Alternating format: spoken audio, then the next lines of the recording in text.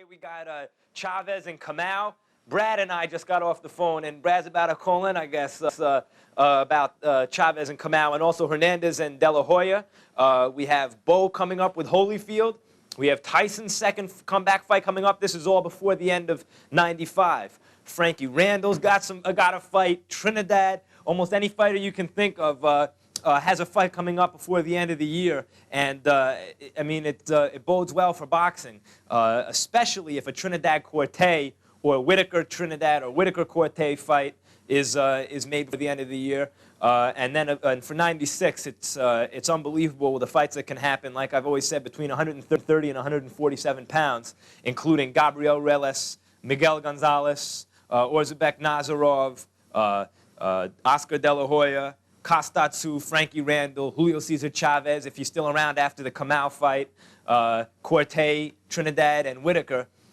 10 fighters, and there are a lot of permutations in terms of fights that can be made between those 10, and a lot of good fights can be made.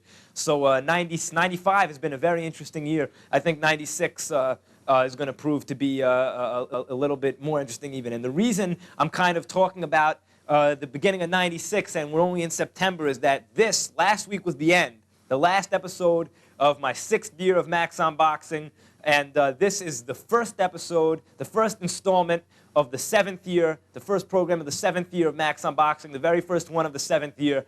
Like I said last week, coincidentally, unless it's, or really it seems ironically, there's some kind of cosmic, in some kind of cosmic irony. Pernell Whitaker, I stated that Pernell Whitaker was the best fighter in the world pound for pound in 1989 on my very first show. A lot of people disagreed with me. A lot of people said Tyson back then. I maintained it was Whitaker, and I think history has proven that it was Whitaker.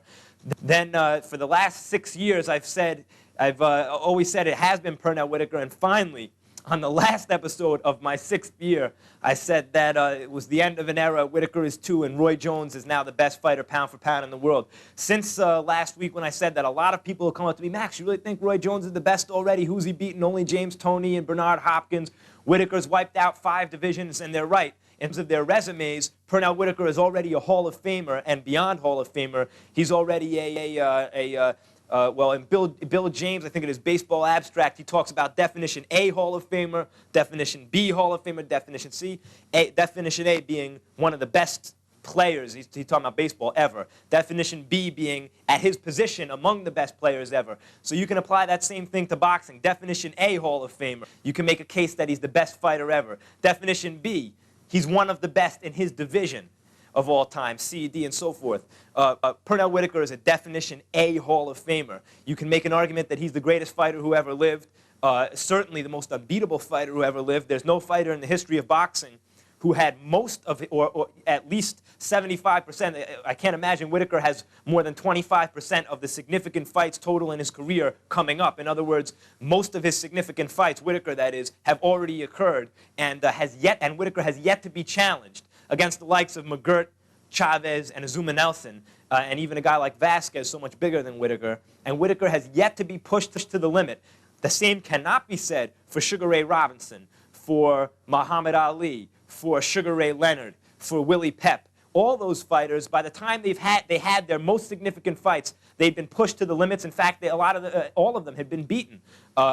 The same cannot be said about Pernell Whitaker. In his most significant fights of his career, and he's had most of them already, he's never been beaten. Having said all of that, and Roy Jones, you can't say that about yet because he hasn't accomplished enough in his career thus far. But pound for pound is not about who's accomplished more, who's proven himself more, or anything like that. Pound for pound is simply about who is the best fighter in the world right now. And right now, Roy Jones is the best fighter in the world, and I'm a Pernell Whitaker fan, and I'm saying Roy Jones is the best fighter in the world right now, because now Whitaker's brought this on himself a little bit. Not only his father time eroded some of the skills, Whitaker's 31, but Pernell is fighting at welterweight, and Pernell is a natural lightweight. If you want to talk about Whitaker in lightweight terms, maybe he's still the best fighter in the world, because if Whitaker could make the lightweight limit, there's no one out there to test him. Not De La Hoya or Gonzalez or anyone like that. Whitaker would easily beat any of those guys. But Whitaker's a welterweight now, and entrenched in the welterweight division. He's established himself as a welterweight. And it's not only so much that they have to start rating him at welterweight, but when you struggle with a guy like Gary Jacobs, and really he was even at times outsped by Gary Jacobs, Whitaker that is. It's not that the skills have eroded, it's that well, we'll get to the skills in a second, but the natural ability, the speed and the reflexes are starting to slow down a little bit.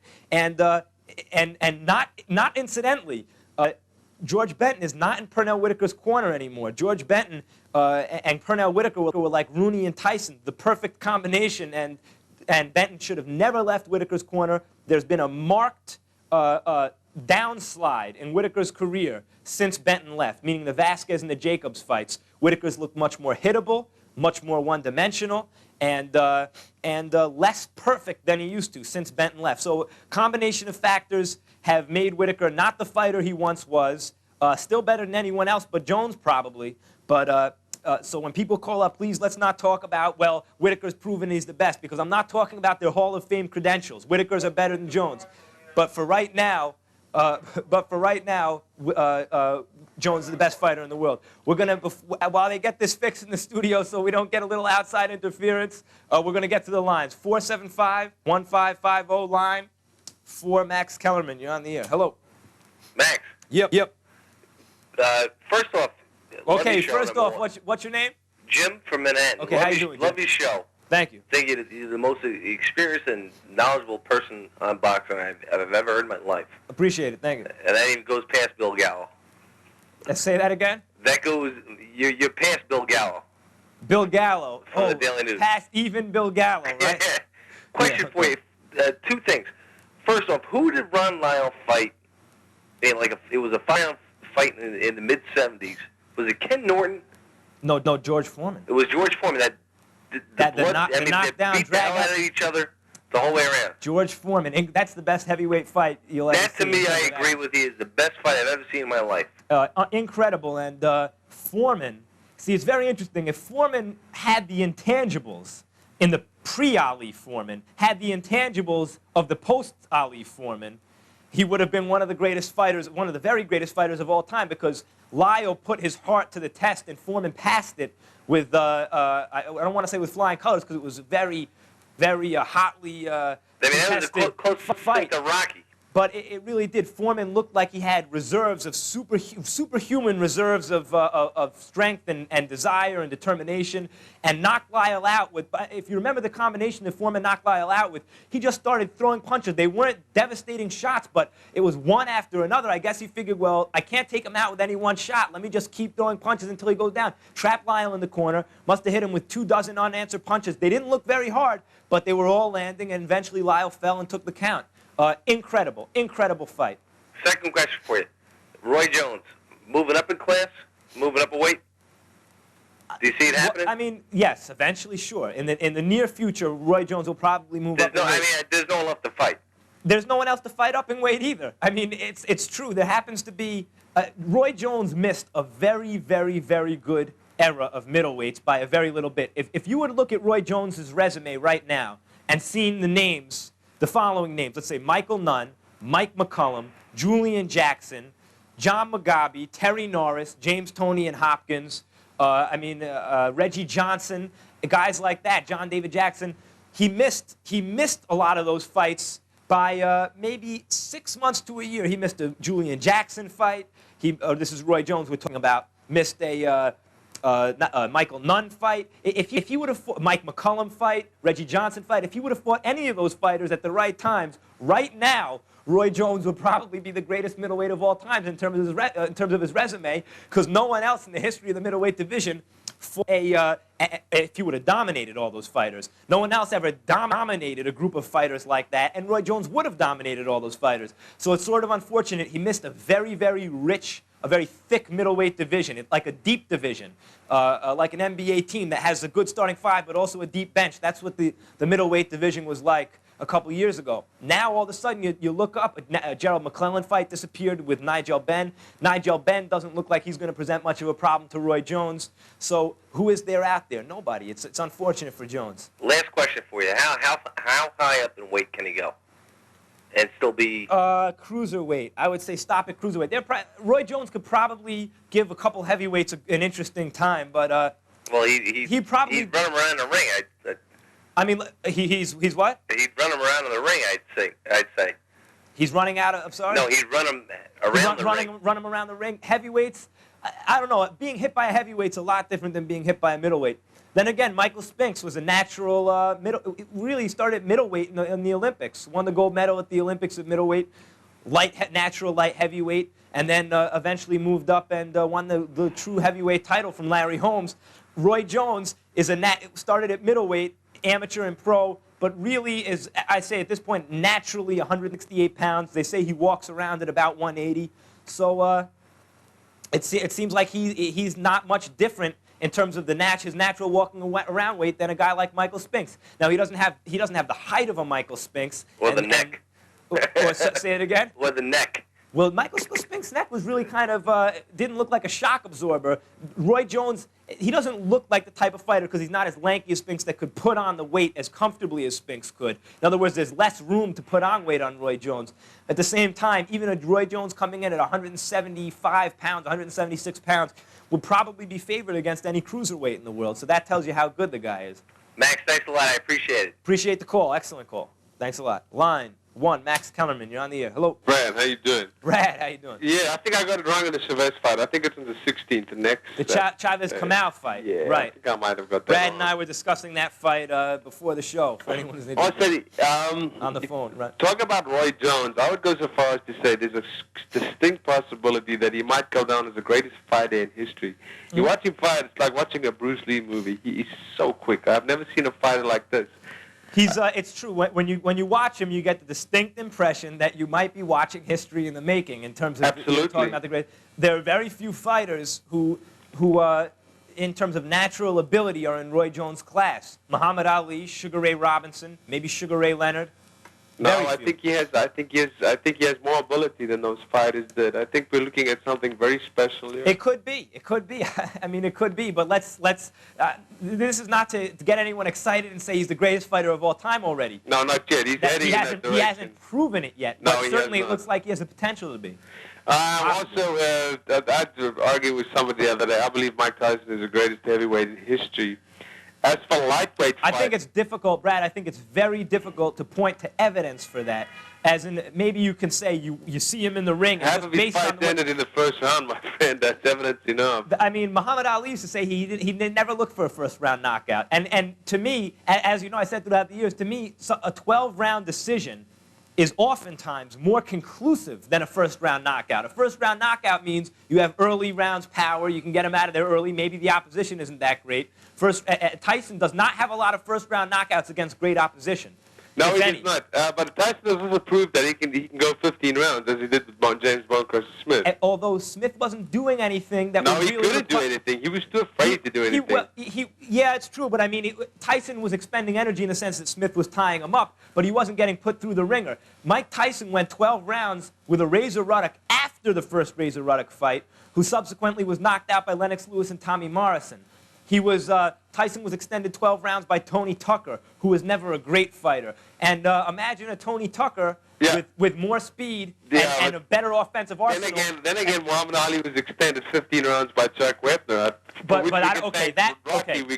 The Mike Tyson that fought Tony Tucker would beat the Muhammad Ali who fought Chuck Wepner, probably. But I'm talking about the Muhammad Ali that fought Cleveland Williams and Ernie Terrell. And I don't think Mike Tyson's beating that Ali. I just don't see it. I don't know. We're going to disagree on that one. But one last thing. You know what lightweight fight I'd love to see? Who's that? Oscar De La Hoya versus Stevie Johnston. That would be a terrific fight. That would be an interesting fight. I would rather see De La Hoya against Kostat Tszyu. Really? I think that fight would tell us a lot about both fighters. I would go so far as to say I think Stevie Johnston would beat him. You think so? Yes. Okay. All right. Brad's going out on a limb. But it's interesting. It's interesting. All righty. I'll tell you this about Mike, getting back to Tyson Ali for 1 second, and what I was saying in terms of evidence for it, Mike Tyson has never fought a great fighter in their primes and beaten them. Very few fighters have. But Ali has. Yeah, I know, and but that's Ali why was- when you're talking about the greatest heavyweight of all time. Ali was fortunate to be around in the history of the division where there was the greatest era of the division in the history of the Let's put heavyweight. it this way. Ali had a 4-year layoff, came back and beat Frazier, Foreman, and Norton and won the crown 2 more times. Won back the heavyweight title twice to become the first 3-time heavyweight champion in history, and only to this point 3-time heavyweight champion in history. Mike Tyson has come back, and Ali's first fight back was against Jerry Quarry. Yeah. His next was against Oscar Bonavina. His next was against Joe Frazier. Yeah. Then people started criticizing him when he was fighting guys like Jimmy Ellis Yeah. and Joe Bugner. They started to say, wait a minute, why isn't Ali fighting anybody? Tyson's first fight back was against Peter Mcneeley. You can thank Don King for that, but His nobody second else. fight back is against Buster Mathis Jr. You even look at a contemporary heavyweight like Riddick Bowe and see who Bowe's fighting while Tyson's fighting these guys. But while Tyson's fighting McNeely, Bowe's fighting Gonzalez. While Tyson's fighting Buster Mathis Jr., Bowe's fighting Evander Holyfield. I hear you. You know what I hear mean? you. So I'm not even convinced that Tyson is the greatest heavyweight of his era yet. I think he has to go out and prove this now. He has to beat Riddick Bowe first. Right. Bowe is like Tyson's Frazier, not stylistically, but in terms of their places in history. Mike Tyson, although Riddick Bowe isn't perceived as monstrous as Joe Frazier was in the early 70s, in the late 60s, early 70s, but Tyson's first reign was much like Ali's first reign, except that Tyson lost to Buster Douglas. That's another thing we haven't discussed. Well, yet. you know, listen, that's Tyson an was knocked out in abomination, 10 dude. rounds by Buster Douglas, That and is Ali went out on No, top. that's an abomination in the fabric of time, man. That is the biggest upset in I'll tell sporting you what. history. I'll tell you what. If you take that Buster Douglas again, just that Buster Douglas again, putting him in the ring with, let's say, the Mike Tyson at his best that beat Larry Holmes or Tyrell Bell Biggs. Yeah. Maybe Tyson beats Douglas on that night. Maybe he does. Let's say I would concede that Tyson would probably decision that Buster Douglas in a very tough fight. And that's Buster Douglas on that night. And Douglas on that night did not fight as well as Muhammad Ali did against some other fighters. But let me tell you something now. We will see Douglas Tyson too. We will see that. That will happen. There's You too think much. you're saying it will? That's what I've been saying for years. We It's a will see huge this. gate. It's a huge gate. And how can Mike Tyson It's retire too much without money fighting Buster involved for both men. It's too much money involved. and it's impossible. I think it'd be impossible for Tyson to retire without.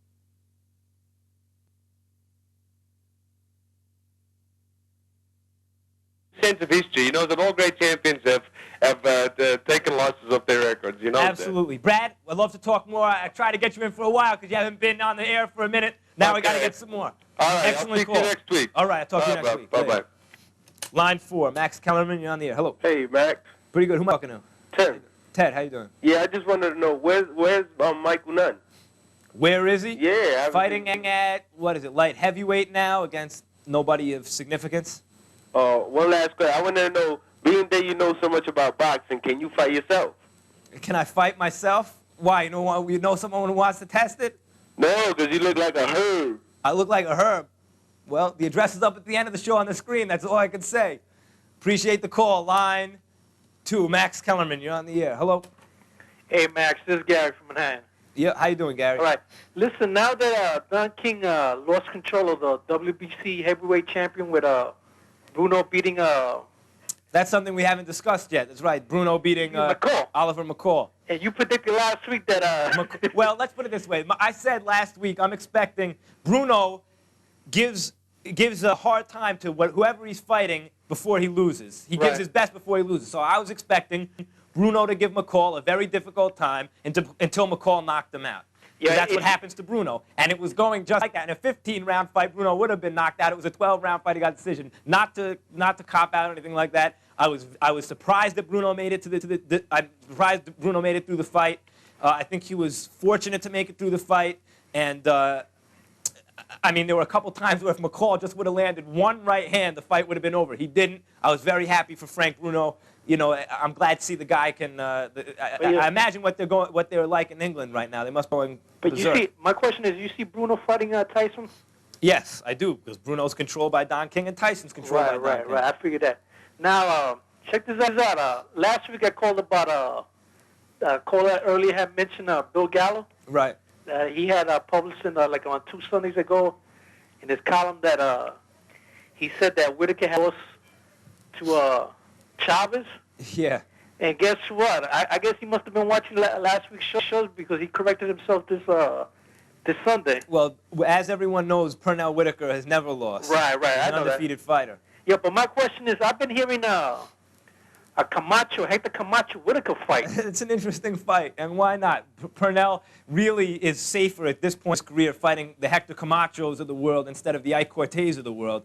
But Camacho gave Trinidad a little hard time for a couple rounds before he started running around the ring. And Whitaker's going to feel uncomfortable coming forward against Camacho. Camacho's going to make Whitaker come forward. Right. I think he can give Whitaker, and Whitaker's been a slow starter in recent years. I think Camacho will give Whitaker problems for the first couple rounds till the second half of the fight when Pernell starts digging to the body and you know, just dissecting him. But I think Camacho could be maybe even on points. I tell you what, I'll pay to see that fight instead of the Tyson McNeeley fight. You'd pay it instead of the Tyson Mathis fight, you mean? No, like the Tyson McNeeley fight. You know what I mean? You'd rather see a Whitaker Camacho fight? Yeah. So would I. Right. All right. All right. Appreciate it.